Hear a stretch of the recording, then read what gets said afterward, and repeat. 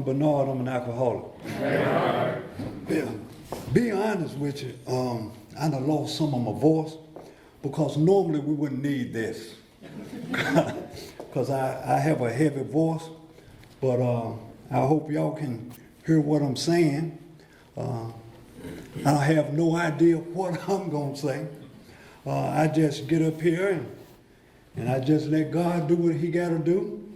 I remember I asked an old timer one time about, do you ever get nervous when you come up here to share your experience, strength, and hope? He said, yeah. He said, but don't worry about it. He said, all that is just God getting ready to shake the truth out of you. So that's what's happening now. He's going to try to shake the truth out of me. You know, and I thank Primary Purpose Wallace for asking me to come back. I'm old school AA. I believe in Alcoholics Anonymous. I believe that anybody that comes in the room of Alcoholics Anonymous got an opportunity to stay sober. I'm a firm believer that I don't play games with it for the simple reason that brought up by old timers. They told me that if you don't owe an alcoholic but one thing, you owe him the truth. You know, he tells me that I don't have the right to be playing around with other people's lives. So therefore, when I share with people, talk to me or come to me, I don't get into people's feelings. I get into people's lives, because if you do the things that you're supposed to be doing, you can get over your feelings, but you can't get another life. And that's what's important to me, that every alcoholic that's been through that devastation, that comes into Alcoholics Anonymous, has an opportunity to get sober. And by the grace of God and his mercy, allowed me the opportunity to be able to be here. I was joking with Wallace a minute ago, and I was telling with them, they were about, you know, when you come to places, folks give you a little something to come now. And I told Jim, I said, well, Darren, I said, after all these years, I finally get what I owe. You know, something coming to me, because for so many years, I thought I would never be nothing, and people said I wasn't gonna be nothing. And I like to put this on, y'all lighten up, please. Y'all lighten up, it's all right. It's all right, lighten up, because we're going to have some fun up in here. You know, my sobriety date is September the 5th, 1994. By the grace of God and his mercy, I hadn't found it necessary to take this drink.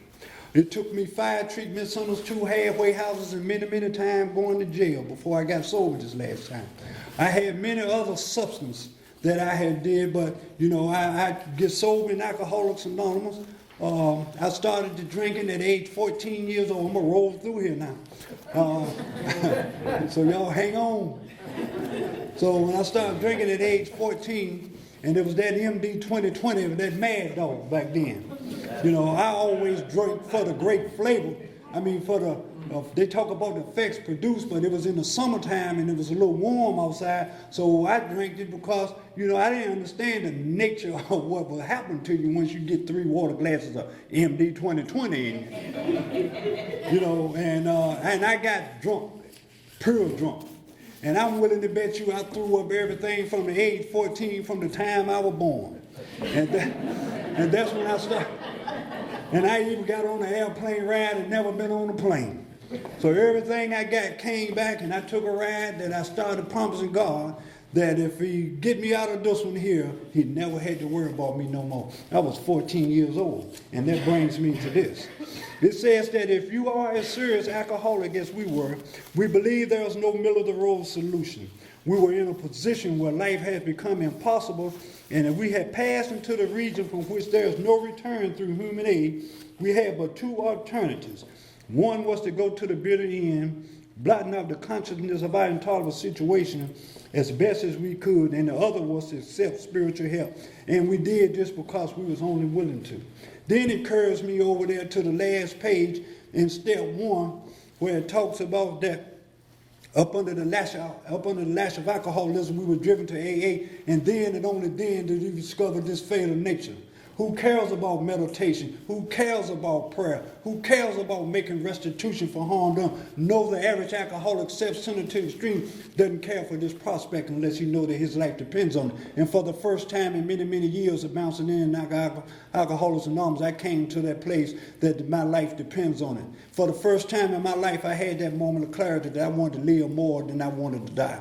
I was an all-American basketball player. That went out of the window. I wanted to be a state highway patrolman. That went out of the window. I wanted to be an Air Force fighter pilot. That went out of the window. Everything in my life went out of the window. I got sober this time at age 37. It took 23 years of drinking and doing other things to get me here. But when I got sober this last time at 37, I had 3 jobs that I had held in my entire life for a year. Because the alcoholic that I am, when I'm on, I'm on. I ain't no turn off like no light switch. I don't just come back the next day and talking about I slip. I don't do no slipping. When I go, I go. I don't do no slipping. I be wrecking. No, and I bossed like that for a long time in and out of AA. And I was raised by women, and my godmother, my grandmother, and my mother. I don't know what it is to have a father. Never had a father. I never had a guy that I could look up to and call him a father. I never had none of that. I remember being young, used to get in fights with little kids, and they were talking about my dad. Here I am fighting about somebody I don't even know nothing about. You know, I don't even know him, but I'm fighting about him. See, I was male adjusted to life and had no coping skills way back then. But even though then I was brought up in the church, I was brought to live right. Then plus when I came into AA, I didn't come into AA looking like this with a sweater and a pair of shoes on. I came into AA at 125, 130 pounds. The biggest thing on me was my kneecaps and my head. When I came up here. So not only was I male adjusted to life, I was male adjusted spiritually, mentally, and physically when I came up in here.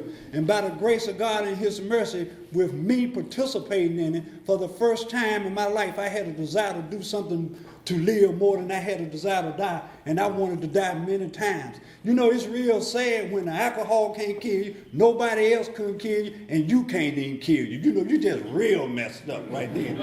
You know, and that was the position I was in. I remember my wife told me one time when I was married, and she told me she gonna leave me.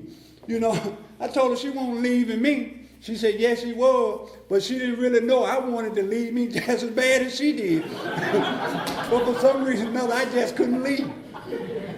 So here I am. Y'all excuse me, I got my throat here, so I got to keep my throat wet.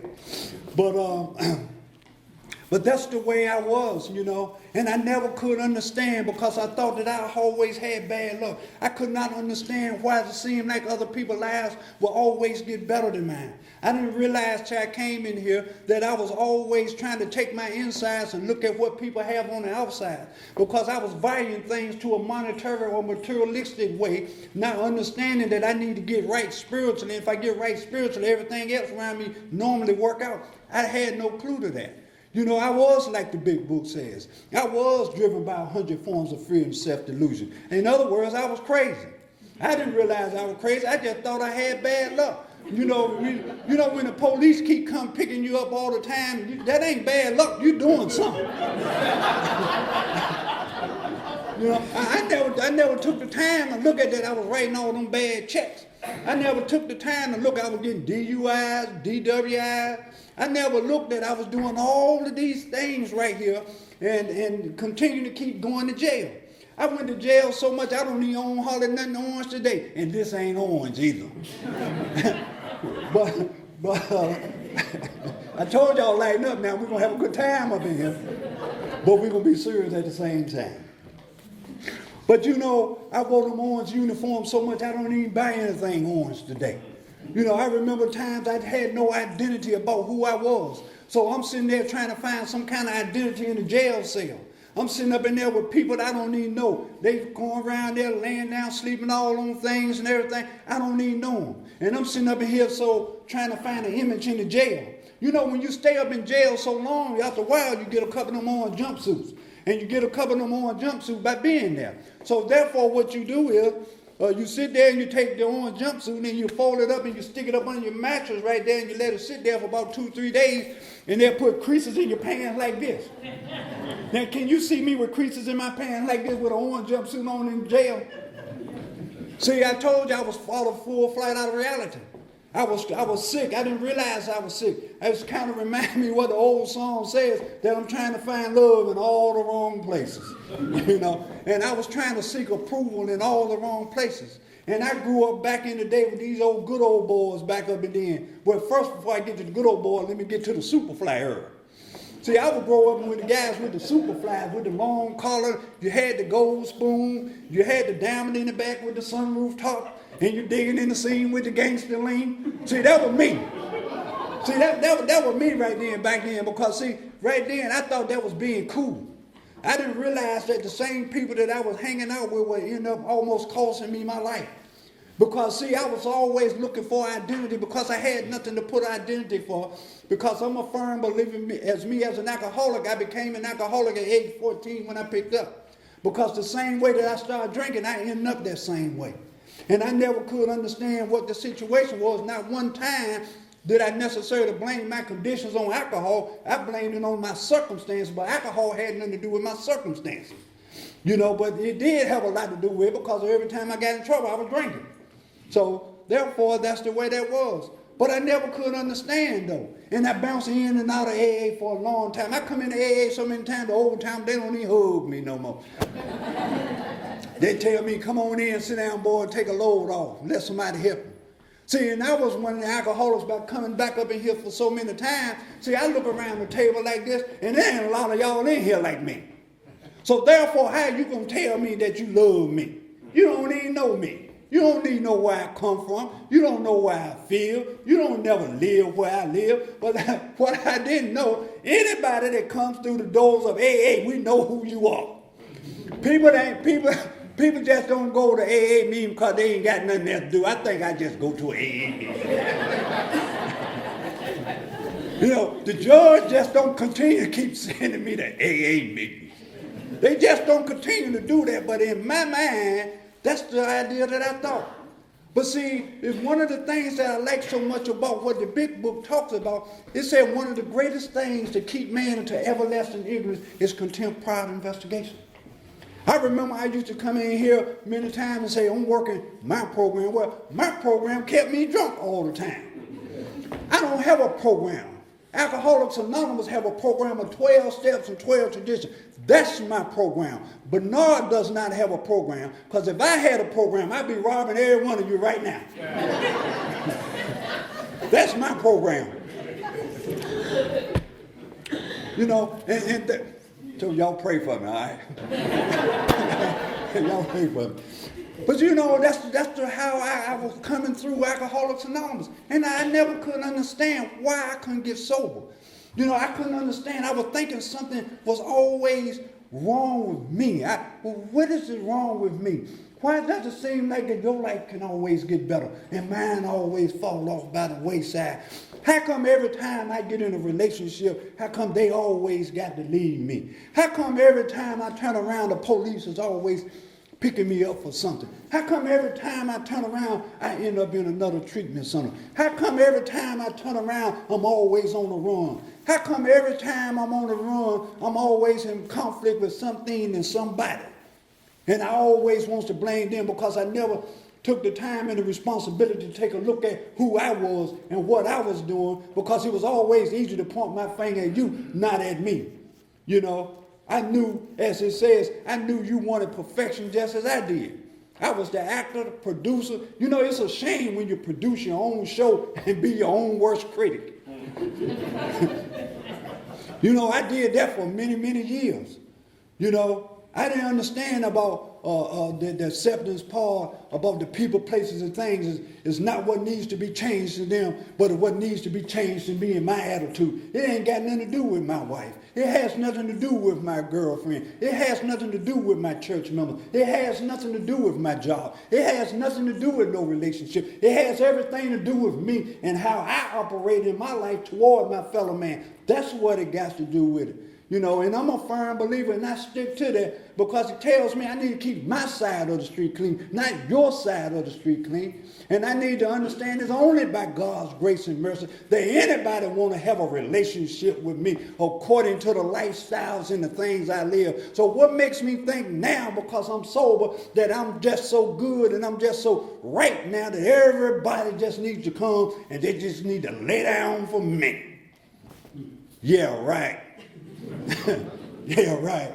You know, and I had to learn that through the program of Alcoholics Anonymous, but the only way I got there was that I had to go through pure hell to get there.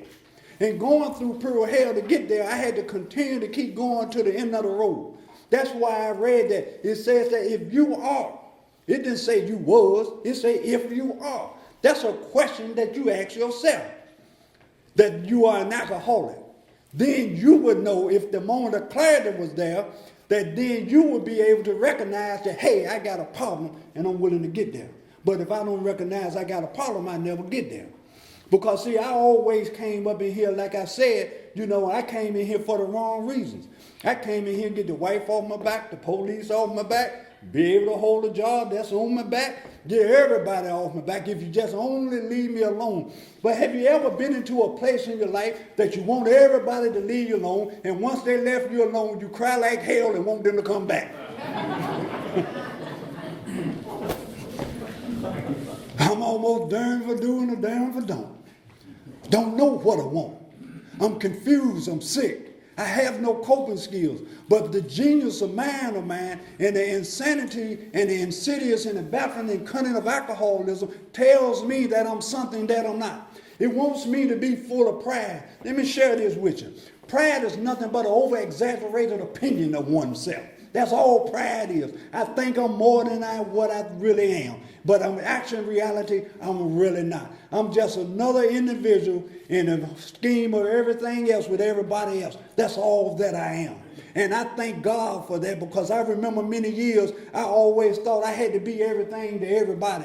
I thought I had to make folks like me. I thought I had to do this to achieve some kind of self-approval or approval of other people. Or I had to feel like I had to get some other stuff around me to get some validation of who I am, because I didn't like who I am. And by doing all these validations and things about from y'all who I am, and then when I go home and I'm by myself and I have nobody to validate me, and I'm standing in the mirror and I hate myself, but now I ain't got nobody to look at me and give me a pat on the back and validate me, because I cannot stand up and look at my own self, because I know I'm dirty. Know I'm dirty, but I'm still putting on a mask. I'm still trying to make folks do all these things and act all these kind of ways so people can like me. You know, and then I'm miserable. I am really miserable, because it seems like I can never do enough. You know, I discover if an individual cannot satisfy their own ego, what makes me think that I can? What makes me think that I can satisfy any ego when I can't even satisfy my own? Because it's always one thing after another. And this was the nature of how alcoholism had me. It had me sick. It had me mentally, physically, and spiritually sick. And I came up in here in Alcoholics Anonymous, like I said, back and forth. And there was many days I wanted to die. The stuff wouldn't kill me. Once again, nobody else wouldn't kill me, and I couldn't even kill me. I was messed up, and there was many days I cursed God for allowing me to get up in the morning, because I know when I got up in the morning it was going to be the same old thing over and over. I want to stop and I can't stop. I want to stop and I can't stop. I got all these great and good intentions, but at the same time none of my good intentions work out. You know, I had said something to my sponsor one time about good intentions. He said, well, Bernard, good intentions is not good for you. Good intentions is not good for anybody. It's not the intentions, it's what you do, not your good intentions. You know, and I didn't understand all of that before, but I understand what it's talking about now. It's not about what I say, it's about what I do. That's what it's about. You know, and I had to learn that coming up in here in Alcoholics Anonymous to the same old timers that I just like. They sitting around smoking cigars, driving nice cars. I'm coming up in here, bought $1.30, $1.40. Ain't got a pot to piss in or one to throw it out of. Heart is hurting. You know, heart is hurting. And I'm overloaded with fear. And the pain is just so unbearable. And I'm sitting there and I'm spinning and turning in my own head. You know, sometimes I remember thinking that my mind was racing 1,000 miles an hour and I couldn't hold a single thought. Before I could gather a good thought, it's gone and something else gone. And it was on and on and on and on and on and on. It makes me real tired to see like that I had a weight of the world on my shoulder and the only thing I was doing was thinking myself to death. That's all I was doing was thinking it, hoping and wishing. That's all I was doing. I was living on a wish factor. That's what I call it. I just wish it come back. I just wish I had this. I just wish I could do this. I just wish they'd get off my back. And all this wishing, hell ain't nothing came to pass yet. And I'm still wishing. Told me, he said, Bernard, you got to stop wishing. You got to participate. See, because I always thought God was a Santa Claus God. What kind of God are you going to tell me that's going to help me to allow me to live my life this way? I come from a real good family. I was used to living in a nice brick house. I was used to driving nice cars. I was used to wear best dry at school. I was used to all of this stuff. So therefore, it wasn't because that I grew up bad or I didn't have anything. It was because I was caught up in alcoholism at an early age. That's what happened to my life. And I blame everything on everybody because my life was the way it was. So when I was bouncing back and forth to Alcoholics Anonymous, I wasn't doing anything. I was coming for the wrong reasons. I was coming in here and sitting around and I was judging everybody up in here. That's exactly what I was doing. But it was a revolving door. They already knew who I was. The only thing they would say, Bernard, keep coming back. That's all they would say. Then I had some of them rough old timers. They'd pull their wallet out on you and say, take this $20, boy, and go and get drunk. Say, you ain't ready yet. So I say, well, who you think you talking to? So I go get drunk. When I get drunk, I ain't got no money. I wish I had took the $20.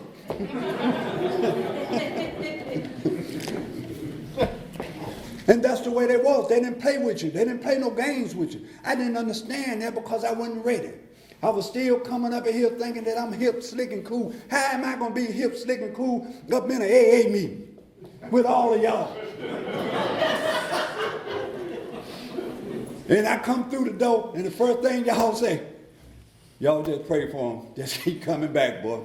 Maybe you'll get it. But how am I going to try to be something more than an alcoholic in an AA meeting? What's giving me this mindset that I'm that good, that all of a sudden I'm just so great that everybody needs to recognize me in AA? They told me about hanging with cliques and stuff. Ain't no clique for me. You know, there ain't no certain time on a clock you can call me in AA. My clock runs 24/7. Guys that know me will tell you that about me.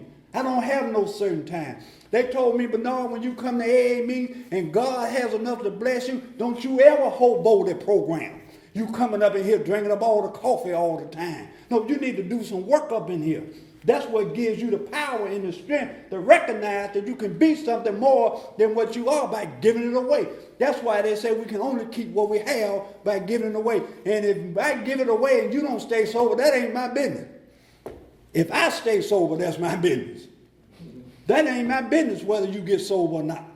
That's between you and God, like it was for me. And I'm the kind of alcoholic through all my experiences. I believe that an individual has to go through what they got to go through. And the sad thing about it is that some of them going to die and they don't have to die. That's the sad part about it. That no alcoholic can come into AA.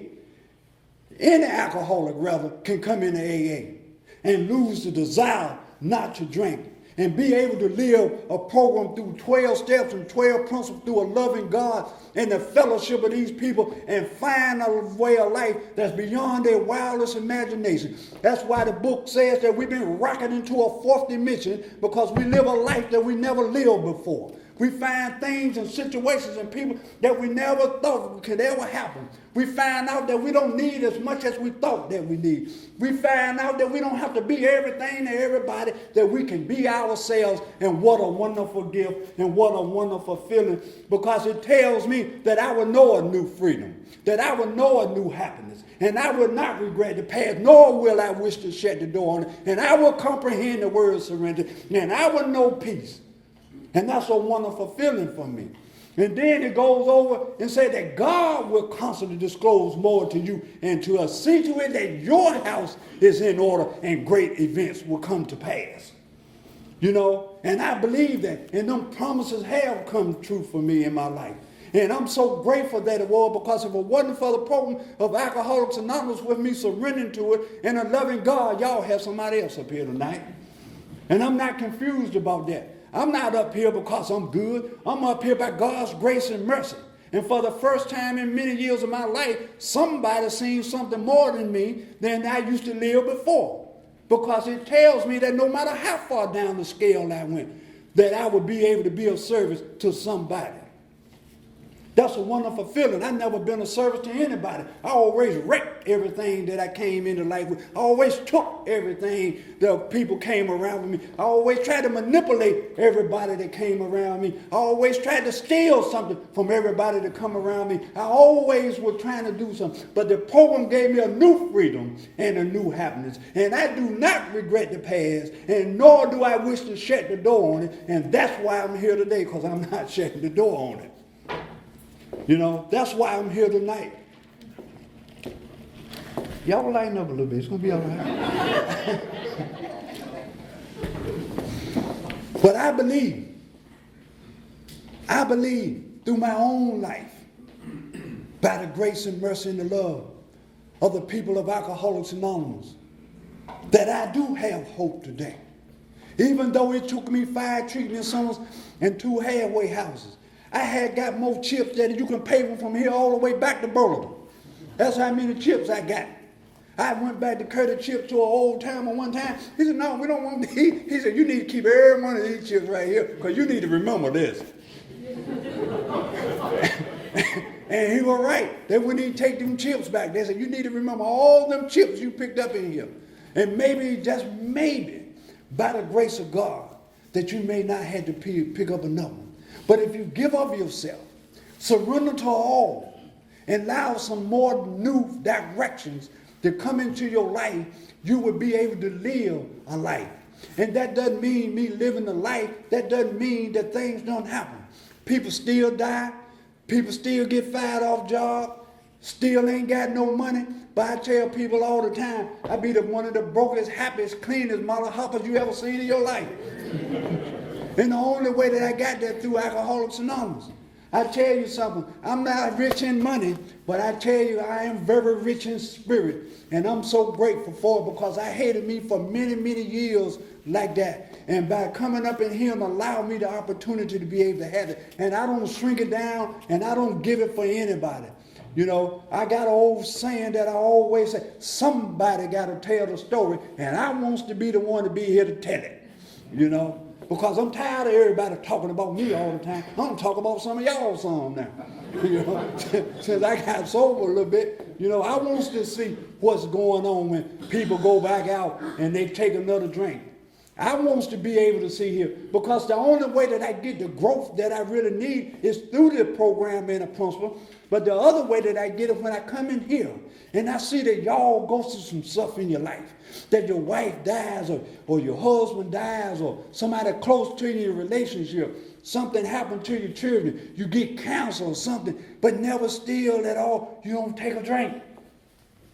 And you still come to meetings. If I'm not going to meetings, I can't see that. I have to come to the AA meetings. I ain't never cured. It tells me I have a daily reprieve, contingent upon the maintenance of my spiritual condition. That's it. I don't know what may happen tomorrow. But I do know in my personal experience, and I used to call myself a relapser. I ain't never relapsed. I just took time away from drinking for a few minutes, enough to get drunk again. Because you got to have a program to relapse. I ain't never had a sponsor. I remember they gonna tell me, you get a sponsor. No, you get a sponsor. I don't need no sponsor. Don't tell me, talking about you work some steps. I don't need to work no steps. You work some steps. I'm gonna come up in here and you gonna tell me what to do. Do you not know who I am? And you gonna tell me what to do? And then I disappear. So you know what that's all about. And I'm drunk again. And I'm back off at that jumping off place. Or I'm back off at that crossroad. And I'm asking myself that favorite question. How did I get here again? What happened? I thought I was doing everything that I needed to do. What happened? How did I get back out here again? And then I remember times getting in them places and I tell myself, I'm just going to be this way. This is just the way that I'm going to die. I'm going to always be this way because I can never get out of it. And I just I can't get it. But I never knew at that time that I had to surrender, because what happened was I hadn't got tired of Bernard yet. I hadn't got sick and tired of Bernard. See, there was many times I come in here at certain periods of desperation, but I hadn't really came in on that ultimate desperation. Because I'm a firm believer as an alcoholic, when you come in on that ultimate desperation, nobody has to say anything. You be willing to do whatever it need to do not to go back there. And that's my belief, and through my own experience. So when an alcoholic come up in, it ain't for me to judge. I would know whether they want to get sober or not because of the actions that they partake. Now, I have been the alcoholic, had come up in here and put forth actions, and soon I get a pair of shoes, a shirt that match up, $2 in my pocket, and some woman smiled at me. I forgot all about why I'm here now.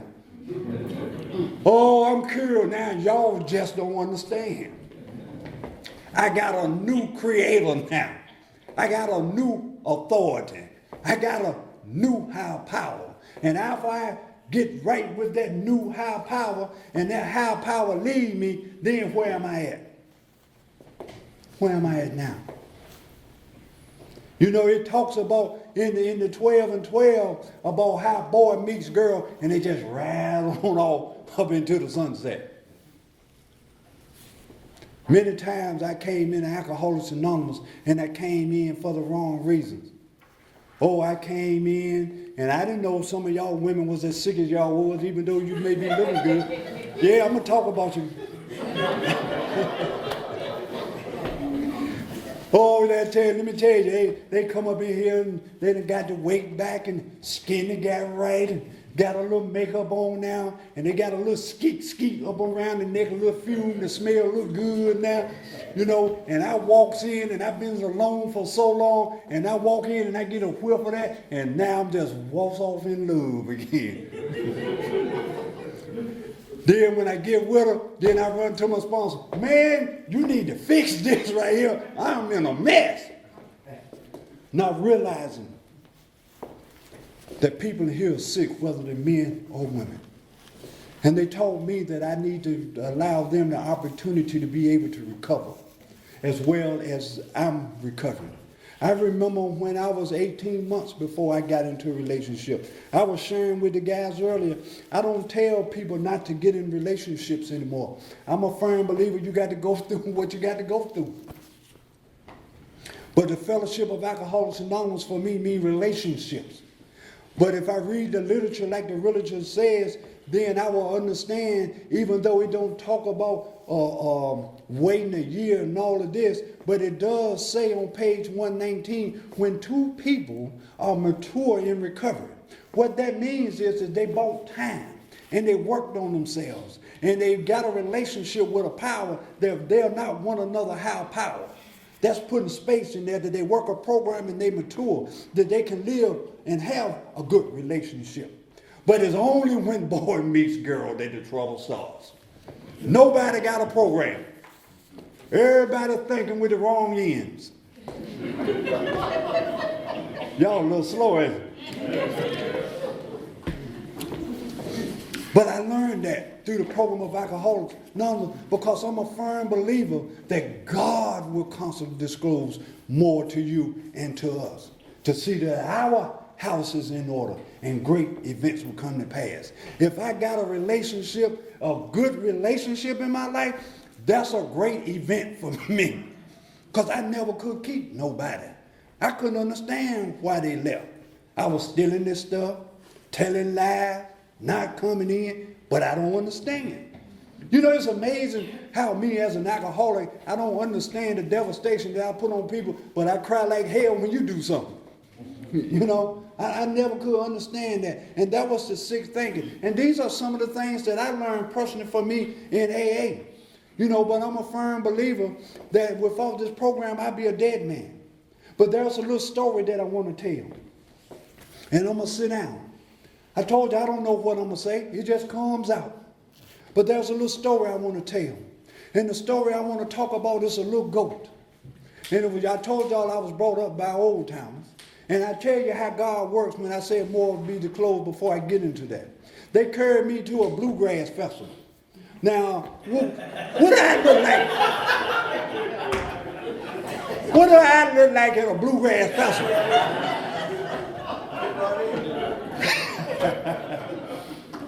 I'm in a bluegrass festival.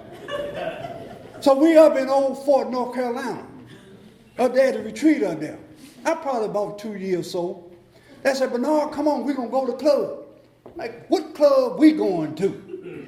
You know, I stopped going to clubs 7 years before I got sober. And you going to tell me we going up here in the mountain to a club? What club? Oh, let me tell y'all. I like, if there's a God, he need to show up right now. Because here we go. I goes to the Bluegrass Festival. Scared as I don't know what. Once again, ain't nobody there like me. Nobody. I think the closest thing to me was the kennel. The darkness of the kennel. That's the closest thing to me. Those that know me, I tell it just like it is. I don't discriminate. I tell it just like it is. So by me walking in there, and I don't know if this is going to be good. So I walk to the counter, and I get a Pepsi. And I tell y'all something. Them people treated me as if I had been coming there all my life. I couldn't wait to get back and tell it. I sit there at that Bluegrass Festival. I never listened at a bluegrass in my life. And I'm there at this Bluegrass Festival. And they got this little man sitting up in a chair, little wooden chair. He got something playing, look like it got about 3 strings on it. He's sitting there and he just rolling. Got another little guy, he got an old wash pot. And they working out. Then he got these little ladies up in there. Oh, they got on these little white shoes and they got them little heels on the bottom of them. I don't know whether they were 2x4s or 2x6s. But I tell you what, them little ladies were working out up in there. And I tell anybody now that when I come to a meeting, if you're going to do some clogging, you need to get in shape. Because I tell you, them little ladies, they was working out. My message is this. One of the greatest things to defeat man is in recovery is everlasting ignorance and contempt prior to investigation. Just because you never done it, that doesn't mean you can't enjoy it. Because the book tells us that we are people that normally would not mix. That when the ship goes down, we all goes down. There's no first class, no second class, no third class, there's no fourth class. We all in first class together. And that's the way it was because I couldn't wait to get back and tell it. I had one of the greatest times that I had in many years of my life in the Bluegrass Festival.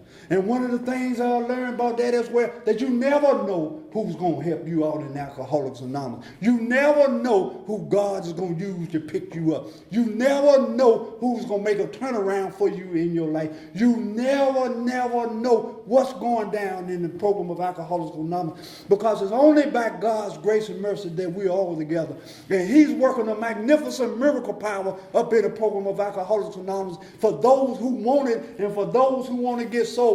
And I say it to people all the time, don't defeat yourself and discriminate whether they black, white, Puerto Rican, or Jew, because you don't never know who's going to help you up in the program of Alcoholics Anonymous. Because I got sober with the good old boys, with the big buckles on, with the slick back hair, with the cigars and stuff. Who in the world would have thought them kind of boys would help me get sober? Who? And they helped me to live a life that I live today, a quality of life that believes in me, that trusts in me, that helps me out, that I can call at any time or any day of the night. They will be there for me if I call them. The only way that I got this is through coming up in here in a program of Alcoholics Anonymous. Because if I don't want to do nothing, they know I ain't want to do nothing, so they can't help nobody that don't want to do nothing. And that's the way I got that through the program of Alcoholics Anonymous and through the loving God. And that's why I share that bluegrass story for anybody in here. I don't care who you are, whether you're tall, skinny, short, fat, black, crooked, sideways, or whatever you may be. There's a miracle power up here in Alcoholics Anonymous. And don't deceive yourself and do something different and miss the blessing. Because it clearly states that miraculous things will unfold for us in our lives up here in the program of Alcoholics Anonymous. There are miracles up here in the program of Alcoholics Anonymous. And getting back to my goat story,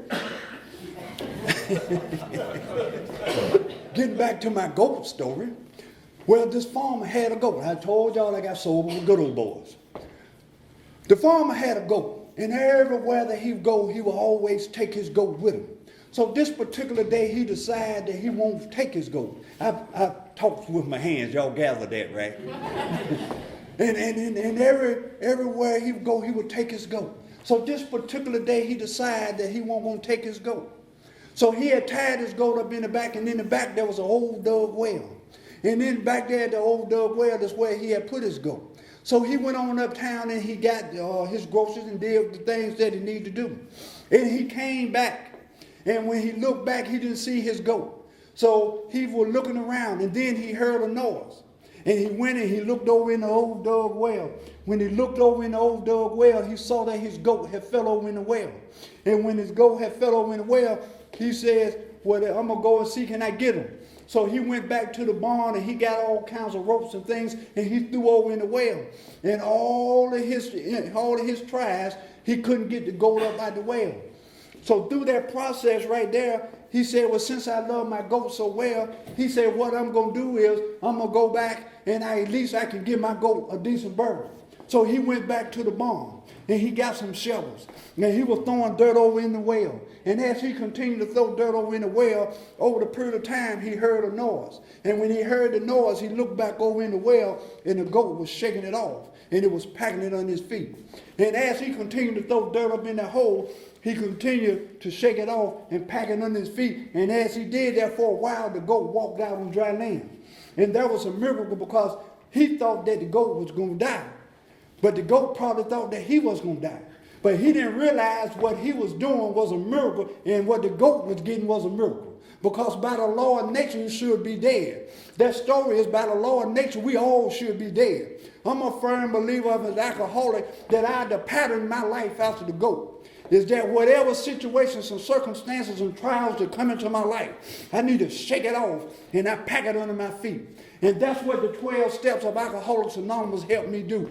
It helps me to shake off the dirt, and it helps me to pack it under my feet. And as I continue to pack this dirt up under my feet, it rises me up where I can be able to know that new freedom and that new happiness. And I would not regret the past, nor wish I would to shut the door on it. And as I continue to rise, I rise up not only from my dirt that I had laid down or the wreckage of my past, I also rise up to get closer to the relationship with God in my life as I continue to shake dirt off and pack it under my feet. And that's what the program does. It helps me to shake stuff off and help me to get up and move fast. That's why it tells me there's only a daily reprieve contingent of the maintenance of our spiritual condition. And every day that I wake up and I apply principles into my life, the spiritual condition changed for me. Every day that I wake up, I can have a new freedom. Every day that I wake up, there can be a new happiness. My day does not consist of circumstantial conditions or trials. My day consists of my relationship with God, working the steps, being of service to other alcoholics, and thank God that I'm not dead, and thank God I had another opportunity, and I thank God that y'all allow another alcoholic like me to be able to come here and share my experience, strength, and hope with you. Thank you.